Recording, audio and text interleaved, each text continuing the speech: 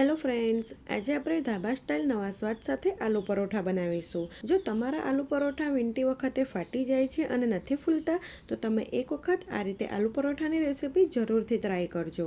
તમારા પરોઠા પણ એકદમ સરસ દડા જેમ ફૂલેલા બનશે. જો તમને મારી રેસીપીઓ ગમતી હોય અને હજી સુધી મારી ચેનલને સબસ્ક્રાઈબ નથી કરી, તો પહેલાં સબસ્ક્રાઈબ કરી દેજો. આલુ પરોઠા બનાવવા માટે પહેલાં આપણે લોટ બાંધી લઈશું. તો મેં અહીં 2 કપ જેટલો ઘઉંનો ઝીણો રોટલીનો લોટ લીધો છે. તેમાં આપણે 1.5 ચમચી જેટલું મીઠું ઉમેરીશું અને સાથે 2 ટેબલસ્પૂન જેટલું મોણ નાખી મિક્સ કરી લઈશું.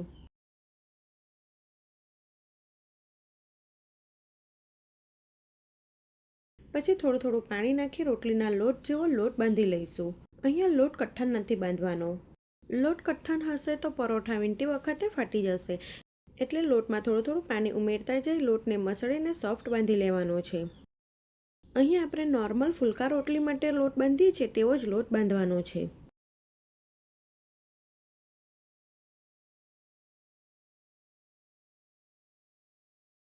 તો અહીં તમે જોઈ શકો છો, આપણો એકદમ સરસ સોફ્ટ લોટ બંધાઈ ગયો છે. આટલો લોટ બાંધવામાં મને 1 કપ પાણીની જરૂર પડી હતી. હવે અડધી ચમચી જેટલું તેલ નાખી લોટને સરખો કરી લઈશું અને લોટને ઢાંકીને 10 થી 15 મિનિટ માટે રહેવા દઈશું. ત્યાં સુધી તેમાં ભરવાનું સ્ટફિંગ બનાવી લઈએ. તો અહીં અમે 700 થી 800 ગ્રામ જેટલા બટાકાને બાફીને છોલી લીધા છે. હવે મીડિયમ સાઇઝની છીનીથી બટાકાને છીની લઈશું, એટલે બટાકાનો કોઈ પણ આખો ટુકડો ના રહે. જો બટાકાનો ટુકડો આખો રહેશે તો આલુ પરોઠા વીંટી વખતે ફાટી શકે છે. અહીંયા તમારે બટાકા પાતળી છાલના આવે છે તે લેવાના. તમે આલુ પરોઠા, રગડા પેટીસ કે બટાકાવાળા બનાવો ત્યારે એ બટાકાનો ઉપયોગ કરવાનો. તે બટાકા ઉપયોગ કરવાથી તેનો માવો એકદમ સરસ ડ્રાય રહે છે. તો અહીં મેં બધા જ બટાકા છીની લીધા છે. હવે આપણે તેમાં મસાલા કરીશું. તો 1 ચમચી આદુ મરચાંની પેસ્ટ, 1 ચમચી લાલ મરચું પાવડર, 2 ચમચી ધાણા જીરું પાવડર, 1.5 ચમચી મીઠું, 1 ચમચી આમચૂર પાવડર. આમચૂર પાવડરની જગ્યાએ તમે અડધા લીંબુનો રસ પણ નીચવી શકો છો. સાથે અડધી ચમચી જેટલો અજમો લઈ હાથથી મસળીને ઉમેરી દઈશું. પછી 1 ચમચી ગરમ મસાલો અને 1/4 કપ જેટલા ઝીણા સમારેલા લીલા ધાણા ઉમેરીશું. જો અહીંયા તમારી પાસે લીલું લસણ હોય તો તમે તે પણ ઉમેરી શકો છો. તેનો ટેસ્ટ પણ આલુ પરોઠામાં ખૂબ જ સરસ લાગે છે. હવે મેં અહીં 1 ક્યુબ ચીઝનું લીધું છે, તો આપણે તેને છીણી લઈશું. ચીઝ ઉમેરવાથી આલુ પરોઠાનો ટેસ્ટ એકદમ સરસ લાગે છે. તો તમે એક વખત આ રીતે ચીઝ ઉમેરીને આલુ પરોઠા જરૂરથી ટ્રાય કરજો. હવે બધું સારી રીતે મિક્સ કરી લઈશું.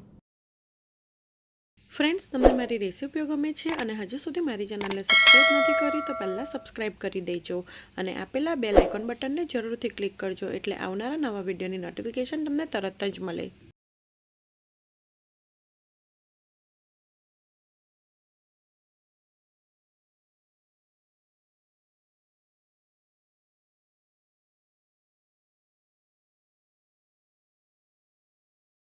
તો અહીં બધા જ મસાલા સારી રીતે મિક્સ થઈ ગયા છે અને તમે જોઈ શકો છો, આપણો મસાલો એકદમ સરસ ડ્રાય બન્યો છે. પછી તેના આ રીતે થોડાક મોટા ગોળા વાળી લઈશું. તો આ સ્ટફિંગમાંથી પહેલાં આપણે બધા જ ગોળા વાળી લઈશું, એટલે પરોઠા બનાવવામાં સરળતા પડે. આટલા માપથી તમે મોટી સાઇઝના 8 થી 9 પરોઠા બનાવી શકો છો.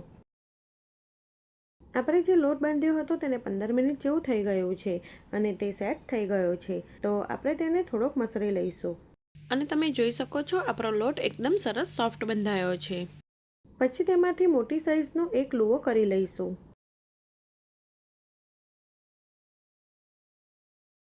પછી અટામણ લઈ તેની મોટી ઠીક રોટલી વીણી લઈશું. અહીં અમે ઘઉંના લોટનું જ અટામણ લીધું છે.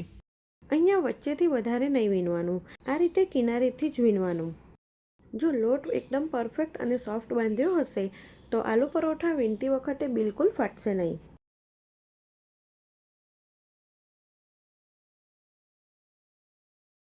તો અહીં થોડીક મોટી રોટલી જેવું વીણી લીધું છે. હવે જે સ્ટફિંગના ગોળા બનાવ્યા છે તેમાંથી એક ગોળો લઈ આ રીતે વચ્ચે મૂકીશું. આ રીતે પ્રેસ કરી લેવાનો. પછી રોટલીની એક સાઈડની કિનારીથી લોટ પકડી આ રીતે વધારાનો લોટ ભેગો કરી લેવાનો અને આ રીતે ગોલ ફેરવતા રહીને ઉપરથી વધારાનો લોટ કાઢી લેવાનો.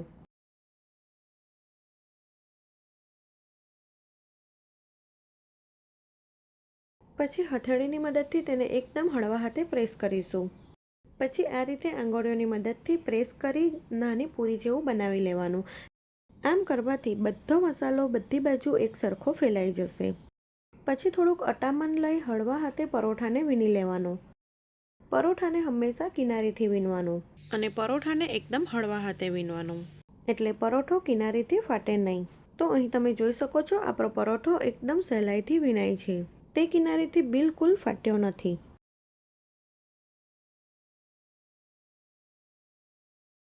પરોઠાને તમે જ્યારે વીણો ત્યારે તમારે તેને બંને સાઈડથી ફેરવીને વીણવાનું, એટલે વચ્ચે જે લોટ જેવું લાગે છે તે બિલકુલ નહીં લાગે. મેં અહીં થોડોક પાતળો પરોઠો વીણ્યો છે. તમે મીડિયમ થીક પણ વીણી શકો છો. તો અહીં મેં મોટો પરોઠો વીણી લીધો છે. મેં અહીં થોડોક પાતળો પરોઠો વીણ્યો છે. સાથે તવીને પણ મેં ગરમ કરવા માટે મૂકી દીધી હતી. તો અહીં તવી ગરમ થઈ ગઈ છે. આપણે પરોઠાને શેકી લઈશું. પરોઠા શેકવા માટે લોખંડની તવીનો ઉપયોગ કરવાનો. એનાથી ઉપરનું પડ એકદમ સરસ ક્રિસ્પી બનશે. અહીંયા ગેસની ફ્લેમ મીડિયમ ટુ હાઈ રાખવાની. એક સાઈડથી પરોઠું શેકાય છે ત્યાં સુધી હું બીજું પરોઠું વીણી લઈશ. એટલે એક સાઈડ પરોઠા વણતા જવાનું અને તેને શેકતા જવાનું. એક સાઈડથી પરોઠો શેકાય એટલે તેને ફેરવી બીજી સાઈડથી પણ શેકી લઈશું. પછી તેની ઉપર 1 ચમચી જેટલું ઘી નાખીશું. અહીંયા તમે તેલનો પણ ઉપયોગ કરી શકો, પણ પરોઠા ઘીમાં શેકવાથી તેનો ટેસ્ટ ખૂબ જ સરસ લાગશે. તો અહીં તમે જોઈ શકો છો આપણું પરોઠું એકદમ સરસ ફૂલવા માંડ્યું છે. પરોઠું બંને સાઈડથી ગોલ્ડન બ્રાઉન અને ઉપરનું પડ ક્રિસ્પી થાય ત્યાં સુધી આપણે તેને શેકવાનું છે. પરોઠાને ફેરવીને બંને સાઈડથી શેકી લેવાનું. આ રીતે પરોઠાની ઉપર ઘી નાખશો એટલે પરોઠું એકદમ સરસ દડાની જેમ ફૂલી જશે. જો તમે થોડુંક ધ્યાન રાખીને બનાવશો તો તમારા પરોઠા પણ એકદમ સરસ દડાની જેમ ફૂલેલા બનશે. ઘીની જગ્યાએ તમે બટરનો પણ ઉપયોગ કરી શકો છો. તો પરોઠાને ફેરવીને બંને સાઈડથી ગોલ્ડન બ્રાઉન કલરનું થાય અને ઉપરનું પડ ક્રિસ્પી થાય ત્યાં સુધી શેકવાનું છે. આટલું પરોઠું શેકાતા લગભગ 3 થી 4 મિનિટ જેટલો સમય લાગે છે. તો અહીં આપણું પરોઠું બંને સાઈડથી એકદમ સરસ ક્રિસ્પી શેકાઈ ગયું છે. આપણે તેને પ્લેટમાં કાઢી લઈશું. તો અહીં બીજું પરોઠું પણ વીણાઈ ગયું છે. આપણે તેને પણ શેકી લઈશું. પરોઠું શેકતી વખતે ગેસની ફ્લેમ મીડિયમ ટુ હાઈ રાખવાની. તો આ પરોઠાને પણ આપણે એક સાઈડથી શેકાઈ જાય પછી તેને ફેરવીને બીજી સાઈડ શેકાવા દઈશું. પછી જે શેકેલી સાઈડ છે તેની ઉપર થોડું ઘી લગાવીશું. તો આ પરોઠાને પણ ફેરવીને આપણે બંને સાઈડથી ગોલ્ડન બ્રાઉન કલરનું થાય અને ઉપરનું પડ ક્રિસ્પી થાય ત્યાં સુધી શેકવાનું છે. તો તમે જોઈ શકો છો આપણા પરોઠા એકદમ સરસ દડાની જેમ ફૂલેલા બને છે. જો તમે ક્યારેય પણ આ રીતે આલુ પરોઠા ના બનાવ્યા હોય તો એક વખત જરૂરથી ટ્રાય કરજો. તો અહીં આપણું બીજું પરોઠું પણ શેકાઈ ગયું છે. આપણે તેને પ્લેટમાં કાઢી લઈશું અને હું આ જ રીતે બીજા પરોઠા બનાવી લઈશ. હવે હું તમને પરોઠું ખોલીને બતાવું. તો તમે જોઈ શકો છો પરોઠામાં બધી સાઈડ મસાલો લાગ્યો છે. તો તમે એક વખત આ રીતે આલુ પરોઠાની રેસીપી જરૂરથી ટ્રાય કરજો. તો ગરમા ગરમ આલુ પરોઠાને તમે દહીં અથવા તો ચટણી સાથે સર્વ કરી શકો છો. તે ટેસ્ટમાં ખૂબ જ સરસ લાગે છે. જો તમને મારી રેસીપી સારી લાગી હોય અને હજી સુધી મારી ચેનલને સબસ્ક્રાઈબ ના કરી હોય તો પહેલાં સબસ્ક્રાઈબ કરી દેજો. Thanks for watching.